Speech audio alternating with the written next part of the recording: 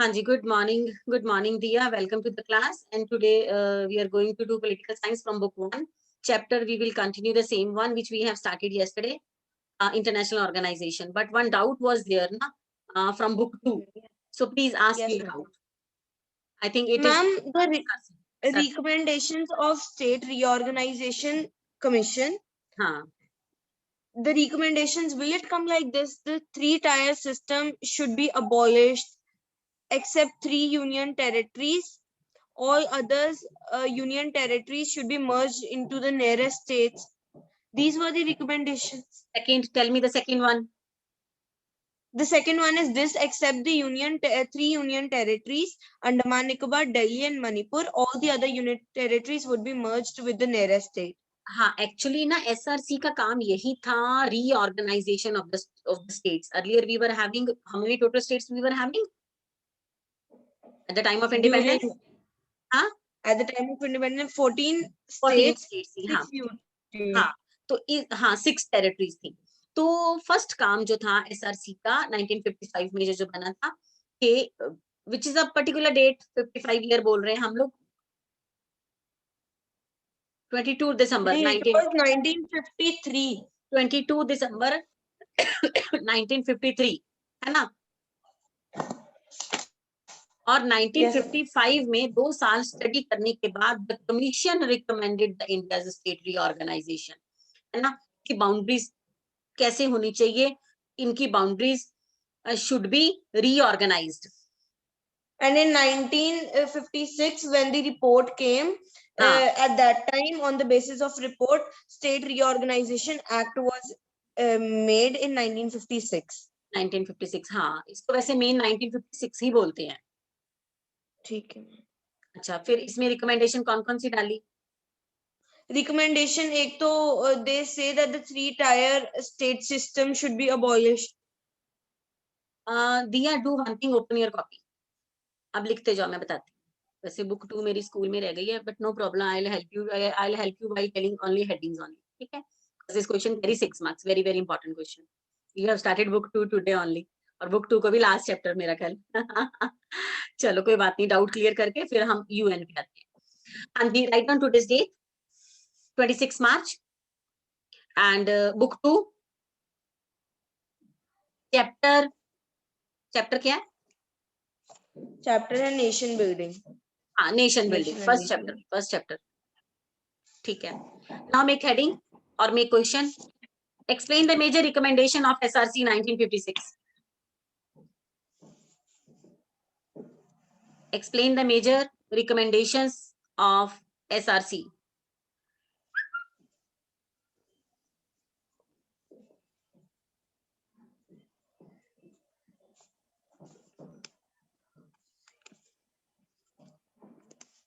Yes, ma'am. एक line लिखो, introduction में डालेंगे. SRC recommended the formation of, एक लाइन इंट्रो में डालेंगे, मेन बात क्या थी. SRC recommended the formation of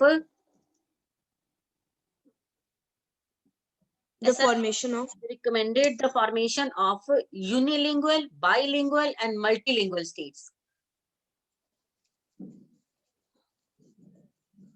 GUIL, बेटा लैंग्वेज से ही बना, lingual, LINGUAL. Unilingual, bilingual, multilingual states.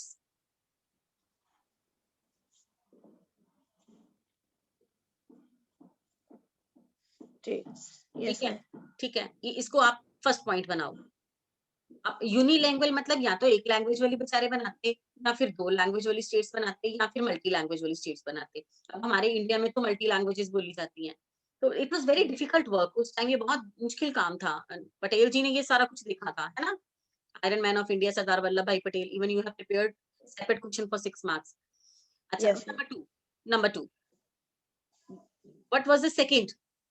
देखो, the SRC gave more preference to, दूसरी बड़ी बात थी, the SRC gave more preference to the unity of the country, unity and integrity of the country. पहली बात वो थी, क्या करें, दूसरी बात ये थी कि उन्होंने ये भी रिकमेंड करा कि यूनिटी को बना के ही रखनी है, ठीक है, unity and integrity of country.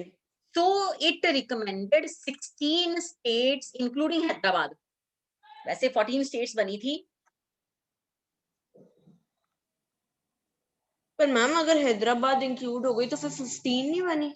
Hyderabad साथ में वो नहीं था, बुक मेरी स्कूल रह गई है, जूनागढ़, मैसूर, उनमें से भी एक को ऐड करने वाले थे, तो ये 16 स्टेट्स बनाने वाले थे। अब ऐसा कुछ भी फाइनल नहीं हुआ, सिर्फ रिकमेंड क्या होता है, रिकमेंडेशंस होता है, कुछ ऑब्जेक्टिव्स पेश करना सिर्फ, ठीक है। तो ऑब्जेक्टिव इन्होंने दिया था कि हम लोग 16 स्टेट्स बनाएंगे इंक्लूडिंग हैदराबाद, ठीक है। अब तीसरी बात लिखो आप,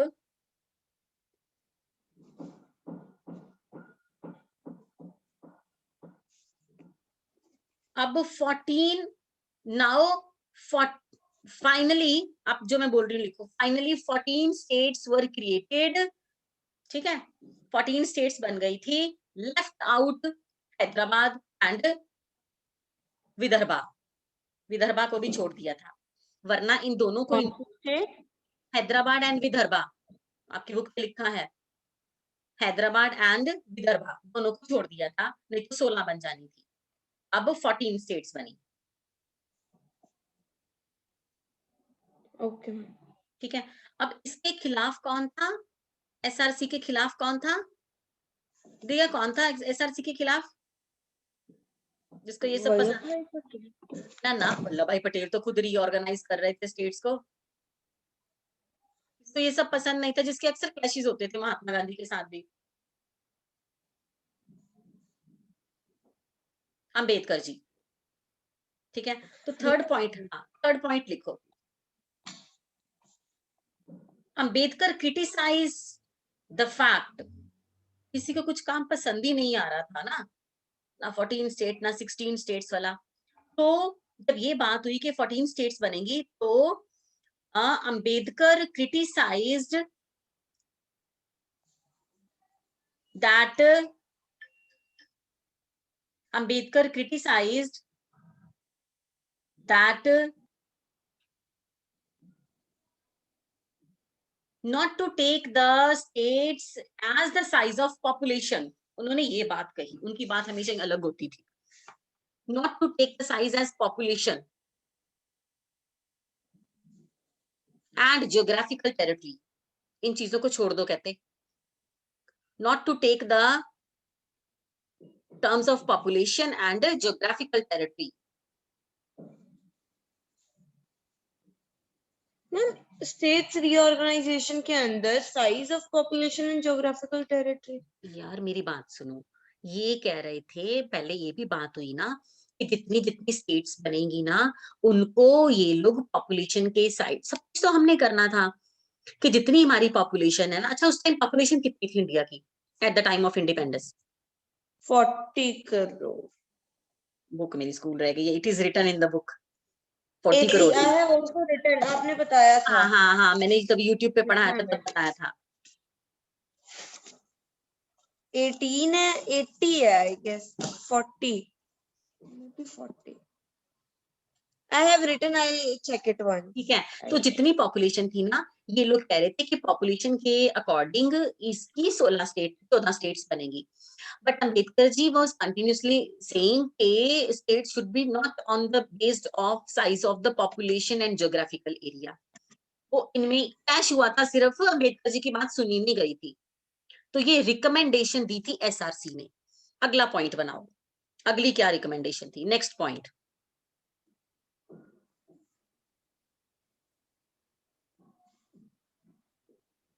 then large state was formed, अब छोटी छोटी स्टेट्स नहीं बनी थी, लार्ज स्टेट्स वर फॉर्म्ड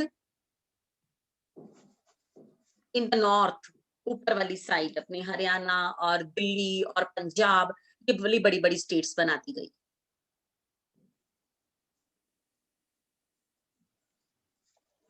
और जो साउथ वाली थी and declining the size of the south states, वो छोटी छोटी रह गई, क्योंकि अंबेडकर जी ने कहा पॉपुलेशन नहीं देखनी है, and declining the size of the states towards south, But आज तो Karnataka Maharashtra they are quite big states. हाँ, क्योंकि पहले तब की बात थी ना, 14 स्टेट्स थी, अब तो 28 हो गई। अभी इतनी स्टेट्स है हमारी, हाँ 28 states. 20 स्टेट्स हो गई, ठीक है। तो ये है, बाकी some of the points if you want to add from उधर से कर सकते हो, और इसके साथ ही हमारा कनेक्टेड आएगा विशाल आंध्रा, ठीक है। इसके साथ ही विशाल आंध्रा, नीचे पैराग्राफ दिया हुआ कि विशाल आंध्रा क्या था, ठीक है। चलो, अब कुछ याद आया तुझे? Population at the time of independence 40. अच्छा, कहीं लिखा हुआ है तूने? देख तो जरा। 1 minute. I'll get the book पे notebook. भी, जब मैंने यूट्यूब पे पढ़ाया था तो मैंने बुक पे भी लिखवाया था, आपको याद होगा। मैंने वो नोटबुक पे ही लिख लिया था, जहाँ पे नोट्स थे ना उसके ऊपर ही लिख लिया था सारा।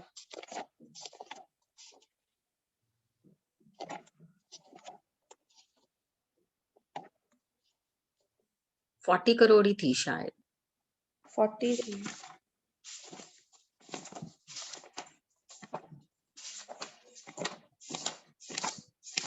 I'm unable to find it. I have written it in one of the notebooks. चलो कोई बात नहीं, फिर देख लेना, पर मुझे लगता है कि 40 ही थी। I'll check it. कोई बात नहीं। बुक 1 तेरी कंप्लीट हो गई है ना? You are doing now book 2।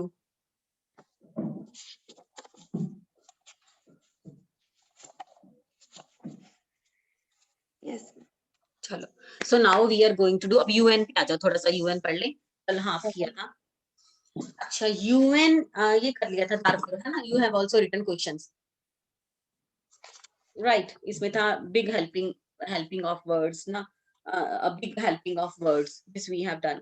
Now India and UN reforms. Now little you please tell me what you are including in India and UN reforms. हम विश्वास तो करते हैं भाई UN पे हमें। First of all, I include the introduction part. In that, I write when India became the member of UN. Right. And everything about that. Then relations of India in UN, how much India donates to UN. Financial, economic help. Those इसमें एक points. Line लिखी है, वो line highlight करो, 4th 5th line है। India believes that development should be central to the UN agenda as it is a vital precondition for the maintenance of international peace and security. Okay.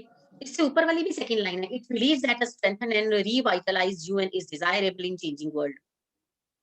ये दो point main these 2 points because India trust UN, ठीक है। अच्छा, now further second paragraph से पढ़ना थोड़ा सा। One of the India's major concern has been the composition of security councils, which has remained largely static, while the UN General Assembly membership has expanded considerably. India considers that this has harmed the representative character of UN of Security Council. It also argues that an expanded council with more representation will enjoy greater support in the world community. हाँ, ठीक है, highlight कर लेना ये line, very very important line. We should keep in mind that the membership of UN Security Council has expanded from 11 to 15 in 1965, but there was no change in the number of permanent members. Since then, the size... बस, अब right side पे first line पढ़ो, ये these are the main things. India supports an increase in number of both permanent and non-permanent members. Its representatives have argued... India is permanent member or non-permanent member of UN? Non-permanent member. हम चाहते हैं बनना, पर हमें बना नहीं रहे UN का परमानेंट मेंबर। चाइना ने बना रही।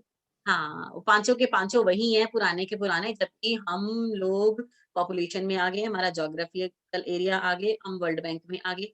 ये WTO पढ़ना ऊपर से, ग्रीन बॉक्स से रिलेटेड है। The World Trade Organization is an international organization which sets the rules for global trade.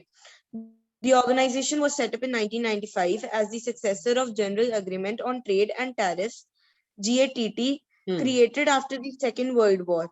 It has 164 members. All decisions are taken unanimously but the major economic powers such as US, EU and Japan has managed to use the WTO to frame rules of trade to advance their own interest. The developing countries often complain of non-transparent procedures and being pushed around the big powers. कौन सी big powers जिनका दबदबा है WTO पे? Ma'am, Japan, EU and US. हाँ, specially US और Japan दोनों का, ठीक है। अब बाकी हो जाएगा। अब लास्ट पैराग्राफ देखना। India want to member of, यहाँ पर क्वेश्चन मेरे ख्याल लिखा India want to member of UN but it is not. तो टेल मी द रीजंस। ये है कि बनना चाहता है, 1/5 वर्ल्ड पॉपुलेशन भी है, ठीक है, लार्जेस्ट डेमोक्रेसी भी है और इनिशिएटिव भी लेता है, यूएन में ट्रस्ट भी करता है, पीस कीपिंग है। नेक्स्ट पेज पे आ जाओ। फाइनेंशियल कंट्रीब्यूटर, हाँ, एंड इकोनॉमिक इमरजेंसी है, सिक्योरिटी काउंसिल, पर फिर भी इसको बना नहीं रहे हैं। अच्छा, क्यों नहीं बना रहे हैं? सेकंड पैराग्राफ दिया पढ़ना। Despite the wish of India, despite India's wish, India's wish to be a permanent veto-wielding member of the UN, some countries question its inclusion. Neighboring Pakistan, with which India has troubled relations, is not the only country that reluctant to see India become a permanent veto member of Security Council. Some countries, for instance, are concerned about India's nuclear weapons capabilities. Others think that its difficulties with Pakistan will make India ineffective as a permanent member. Yet others feel that if India is included, then other emerging powers will have to be accommodated, such as Brazil, Germany, Japan, perhaps even South Africa, whom they oppose. There are those who feel that Africa and South America must be represented in many expansion of the permanent membership, since those are the only continents not to have representation in this present structure. हाँ, तो they are also saying, खास करके Germany Japan में कहते, फिर अगर India को add करना है तो जापान को सबसे पहले ऐड करो, जर्मनी को ऐड करो। So these are the controversy and you can add these few points why they are not adding, what are their recommendations कि वो क्या कह रहे हैं कि क्यों नहीं ऐड कर रहे। नाउ यूएन इन यूनिपोलर वर्ल्ड। यूनिपोलर क्या होता है? सिंगल, जहाँ पे वन पावर। उस टाइम कौन सी वन पावर थी? यूएस। यूएस थी, ठीक है। चलो, ये क्लियर हो गया था आपको? फिर तो क्लियर हो गया, क्योंकि यूएस यूनिपोलर वर्ल्ड का ये कट नहीं हुआ था। एक ही क्वेश्चन है, हम इसमें कर ही सकते हैं और रेडीमेड आंसर एक बार पढ़ लेना। क्वेश्चन सिर्फ एक ही निकलता है, ठीक है। First paragraph introduction, second paragraph first point, then third paragraph second point, इसी में ही थर्ड निकाल लेना एंड लास्ट आप कंक्लूजन निकाल देना, ठीक है। अच्छा, ये देखना जरा ग्रीन बॉक्स, एमनेस्टी इंटरनेशनल, हालांकि ये है नहीं है, छोड़ो, ये एक बार पढ़ लेना, no need to learn by heart. Then human rights watch just NGO है, एक बार पढ़ लेना, कुछ नहीं है। अच्छा, चलो, let me little check to you, then we will do globalisation chapter. You are having your text book with you ना? चलो, अच्छा, फर्स्ट मेक करेक्ट और wrong against each of the following statements about veto power. Now you will tell me true or false. I don't know आपने करा है book पे कि नहीं. Now you will tell me the statement whether they are true or false. Only the permanent member of Security Council possesses the veto power. Only the permanent members of Security Council hold the veto power. True. Very good. It is a kind of negative power. What, ma'am? I'm unable to hear you. It is a kind of negative power, veto power.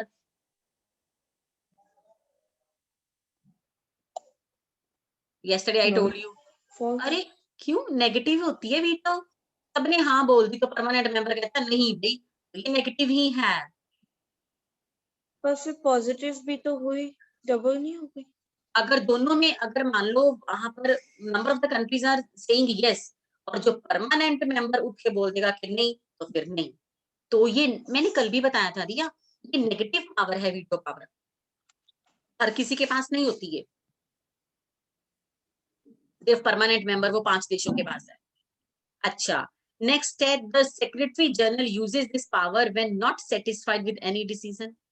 Secretary general use कर सकता है ये veto power? No, वो नहीं कर सकता, तो it is false. One veto can stall a Security Council resolution. True. Book पे करते जाओ.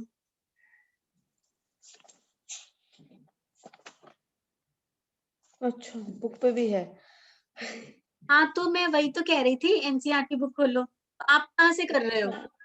नहीं, मैं आपको ही सुन रही थी बस. How sweet, na?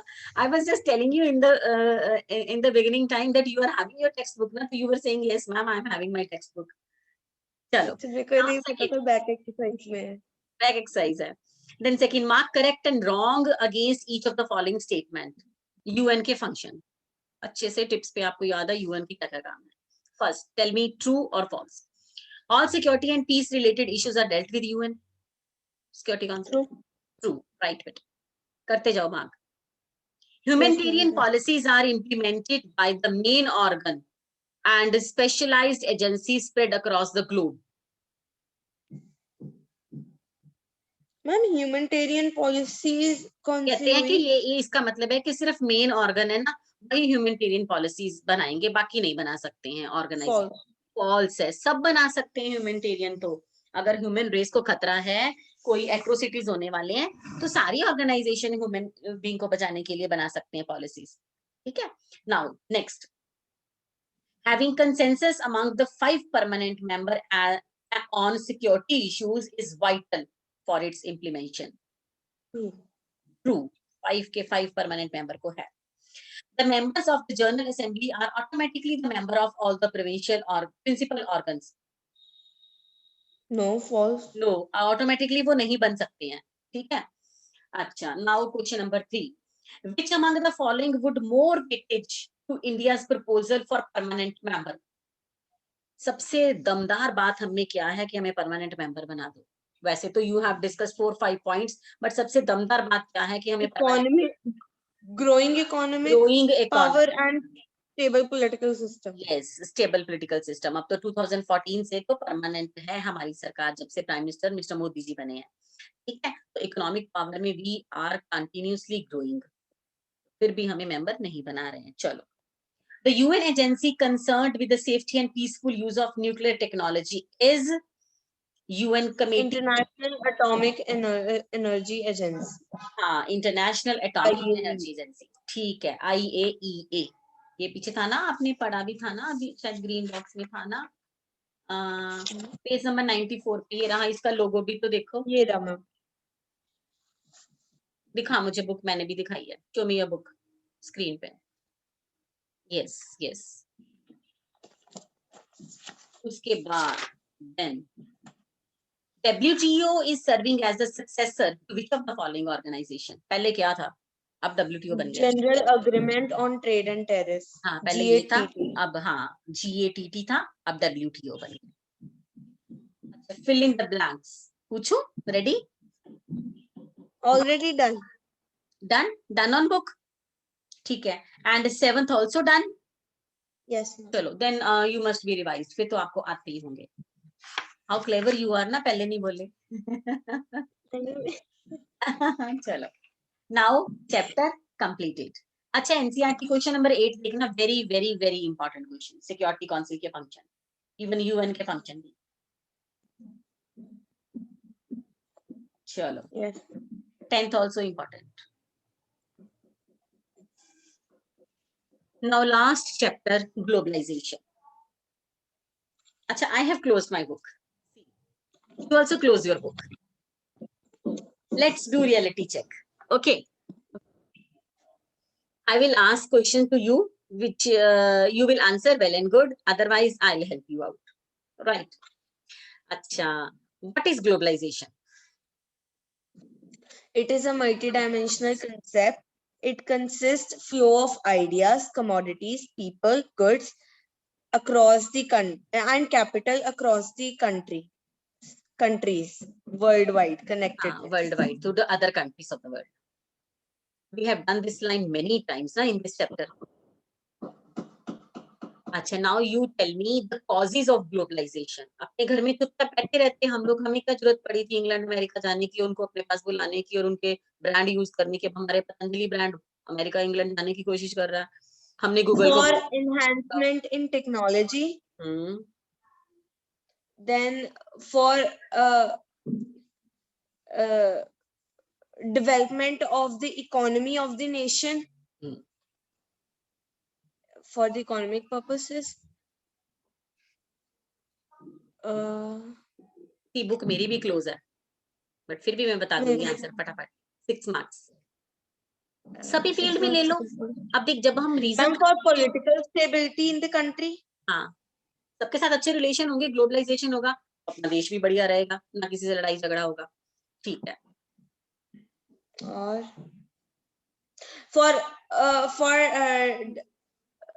for diversification in cultures, दिया, जब हम रीजन की बात करते हैं, इफेक्ट की बात करते हैं ना, हमने चारों चीजें ले लेनी, आराम से क्वेश्चन बन जाने हैं। रीजन में इकोनॉमिक रीजन लो, सोशल रीजन लो, पॉलिटिकल रीजन लो, कल्चरल रीजन लो, इंफॉर्मेशन डालो, कंक्लूजन डालो, इंट्रोडक्शन डालो, आंसर बन गए। In the same sense when we do the result, economic result बहुत बढ़िया रहते हैं, फिर कल्चरल रिजल्ट बहुत बढ़िया रहते हैं, हम उनका कल्चर सीखते हैं। जीन्स के साथ कुर्ता पहनना हमने अमेरिका से सीखा है ना, उन्होंने भी फिर खादी पहनना हमसे सीखा, आपने पढ़ा हुआ बहुत कुछ ये सब। फिर सोशली, पॉलिटिकल, यही चारों बातें उनमें डाल दो, इंट्रोडक्शन। और बहुत अच्छा question, this chapter is wonderful and very much. Social में हम आईटी सेक्टर डालेंगे कि सोसाइटी का डालेंगे? सोसाइटी का डालेंगे। इक्वलिटी हमने उनसे सीखी, मेल फीमेल का इक्वल होना उनसे सीखा। ह्यूमन राइट्स हमने फॉरेन कंट्री से लिए। तो this is globalisation. So our country is also progressive like others. ठीक है। अच्छा, सॉफ्ट पावर एक हमने पढ़ा था, हालांकि this topic is deleted, but वो डिलीट उन्होंने यूएस हेजीमनी से करा। यहाँ पर सॉफ्ट पावर का क्या मतलब है? सी माई बुक क्लोज, मैं बता दूंगी, पर सॉफ्ट पावर क्या है? थोड़ा सा उधर आ जाओ, सॉफ्ट कॉपी, सॉफ्ट ड्रिंक। ठीक है। सॉफ्ट पावर मतलब शेयर ऑफ कल्चर्स। हाँ, सॉफ्ट पावर वो नहीं होता। अब देखो, सॉफ्ट ड्रिंक क्या होती है? Cold drink. कोल्ड ड्रिंक होती है ना। हार्ड ड्रिंक क्या होती है? एल्कोहल। ठीक है। सॉफ्ट कॉपी क्या होती है? ऐसे ही कंप्यूटर में भेज देना। हार्ड कॉपी, हाथ से लिखा हुआ पेज, जैसे ये हार्ड कॉपी है ना, ये हार्ड कॉपी निकल आई, इसको अगर मेल कर दूंगी तो ये सॉफ्ट कॉपी हो जाएगी। तो सॉफ्ट मतलब सॉफ्ट पावर। ऐसे ही हार्ड पावर मतलब आप कैसे भूल गए? हार्ड पावर मतलब अपना atomic, nuclear power, atom bomb बनाने, वो हार्ड पावर चीजें होती है। हाँ। तो सॉफ्ट पावर, सॉफ्ट पावर मतलब सॉफ्ट सॉफ्ट चीजें, लाइक उनका ड्रेस, उनका कल्चर, उनका फूड, मैकडॉनलाइजेशन। याद आया? यस। तो ये कल्चरल है, homogenization, cultural yes heterogenization. Yes yes, immediately. ये तो चैप्टर बहुत इजी, और इसमें से कुछ भी डिलीट नहीं हुआ, full chapter. And I think this chapter will come for 6 marks.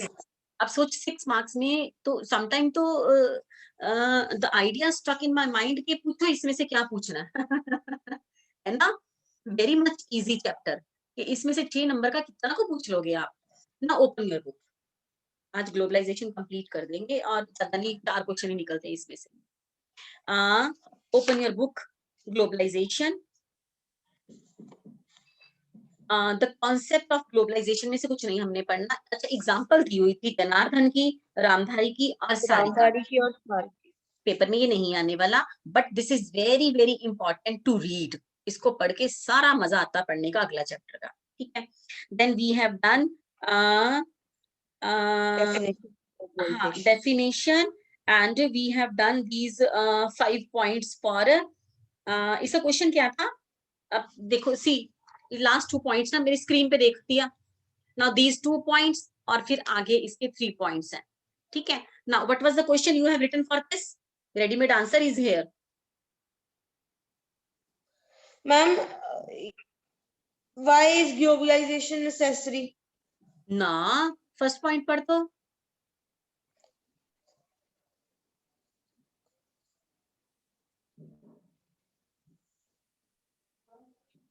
Drawbacks of globalization. हाँ, ड्रॉबैक्स आएगा ना, ड्रॉबैक्स आ जाएगा, तो ये ड्रॉबैक्स आ जाएगा। अच्छा, सारे पॉइंट पढ़ के, या तूने क्वेश्चन नहीं लिखा, लिख लो फिर। चलो नाउ 137 पेज पे हूं मैं। Since much of the uses tends to be imprecise, it become important to clarify that we mean by globalization.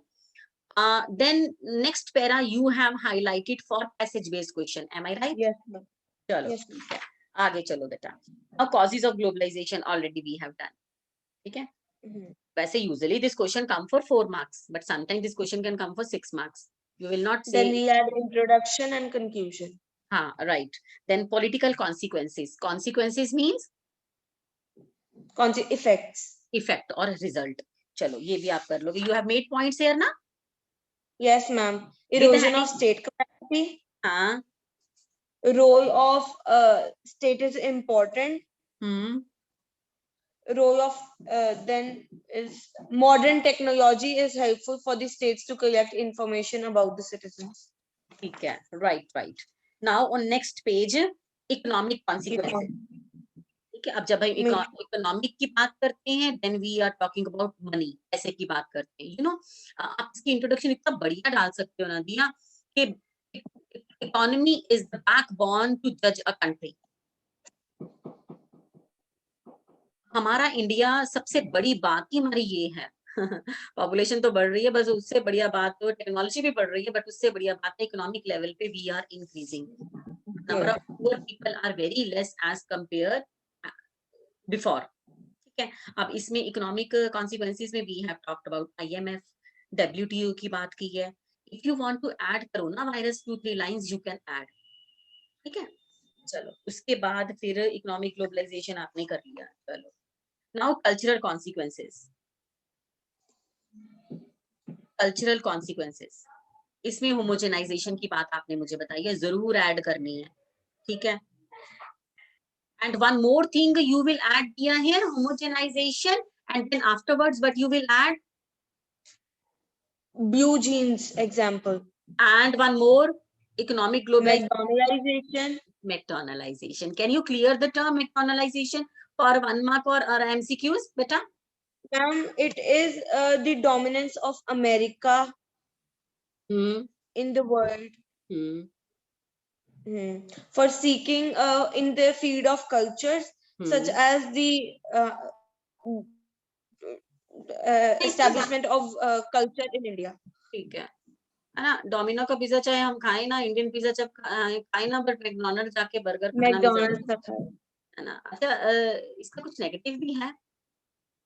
हाँ जी, इसका कुछ नेगेटिव इम्पैक्ट है मैकडॉनलाइजेशन का? मैम इंडियन कल्चर्स को डेंजर है। कल्चर की बात क्यों कर रही है, खाने की बात हो रही है, मतलब इंडियन फूड को डेंजर है। हाँ, पुअर कंट्रीज कहाँ, पुअर पीपल कहाँ जाएंगे, है ना। वो वाला तो पिज्जा हम लोग 500 का भी खा लेंगे, तो यहाँ जो 150 का मिल रहा है इंडियन पिज्जा वो हम इग्नोर करते हैं, तो इंडियन पीपल कहाँ जाए, तो ड्रॉबैक भी साथ साथ करेंगे। You will do, I know you will do. अच्छा उसके बाद वो मसाला डोसा खाने वाले, ब्लू जीन्स खाने वाले, खादी कुर्ता पहनने वाले, now we are adopting America's culture, ठीक है। ये हम उधर से कर सकते हैं, यूएस हेजेमनी चैप्टर से, सॉफ्ट पावर वहां से अच्छा सा उठा सकते हैं, right. Now India and globalization, हम भी कुएं के मेंढक थोड़ी बन के रहेंगे, है ना। इंडिया एंड ग्लोबलाइजेशन, हम पीछे नहीं रहेंगे। हालांकि अभी वोकल फॉर लोकल नारा दिया जा रहा है ना, लोकल फॉर वोकल और वोकल फॉर लोकल, है ना, कि बाइकआउट कर दो उन चीजों का, चाइना से कुछ नहीं लेना, इस कंट्री से कुछ नहीं लेना, इटली से कुछ नहीं लेना, खुद भी बनाओ, but vocal for local, vocal for local, but it is not possible. हम नहीं कुएं के मेंढक बन सकते, हमें रशिया की जरूरत है, अमेरिका की जरूरत है ना, न्यूक्लियर बम बनानी है, हमें सबसे स्ट्रेटेजी लेनी है, आइडियाज लेनी है टेक्नोलॉजीज के। तो India and globalisation, we believe in globalisation, ठीक है। तो फिनिश गुड भी हमें देने हैं, उनसे सस्ता सामान मिलता है वो भी हमें लेना है। Now almost 1 year gone, all the countries are putting blame on China for this virus, but still China का कोई कुछ बिगाड़ थोड़ी सका है, चाइना से लिंक तोड़ थोड़ी दिए किसी ने, because every country, man is a social animal, every country need help of the other countries, this is globalization. Now resistance to globalization, वही बात आ गई, जितना मर्जी क्रिटिसाइज कर लें बट रेजिस्ट ढीठ है हम लोग, हमें जरूरत है, हमें ग्लोबलाइजेशन चाहिए चाहिए। Now I am going to read 3rd line 4th line, critics of globalization make a variety of arguments. वो कहते हैं छोड़ो बाहर में जाए globalization. Those on the left argue that contemporary globalization represent a particular phase of global capitalism that makes the rich richer and poor poorer. ठीक है. उसके बाद second paragraph, it is important to note that here anti-globalization movements to participate in the global network. जितना मर्जी हम लोग करें, है ना, but globalization को छोड़ सकते नहीं है, ठीक है. Then World Trade Organization. WSF. ये WSF पढ़ना जरा, दिया. WSF. Last page. The World Social Forum is another global platform which brings together a wide coalition composed of human rights activists, environmentalists, labor, youth, and women activists opposed to neoliberal globalization. The first WSF meeting was organized in Porto Alegre, Brazil in 2001. The fourth WSF meeting was held in Mumbai in 2004. The latest WSF meeting was held in Brazil in March 2018. I just only asked to read all the things because here so many MCQs and 1 mark answer is there. ठीक है. One is the common neoliberal globalization. Yes. ये मैंने आपको PT1 के PT2 में या P-board में डाला भी था question when you were doing Google form paper. So now we have end up the lesson. NCERT तूने करे होंगे. ठीक है. So tomorrow we will start book 2 nation building. फिर भी अगर कोई डाउट हो तो मुझे WhatsApp पे पूछ लेना. I will make it clear to you. But revise full book by heart. कुछ भी रहना चाहिए, ठीक है. चलो, now I am going to wind up the class. Thank you for joining. Okay, bye. Thank you, ma'am. Bye, beta. Bye, ma'am.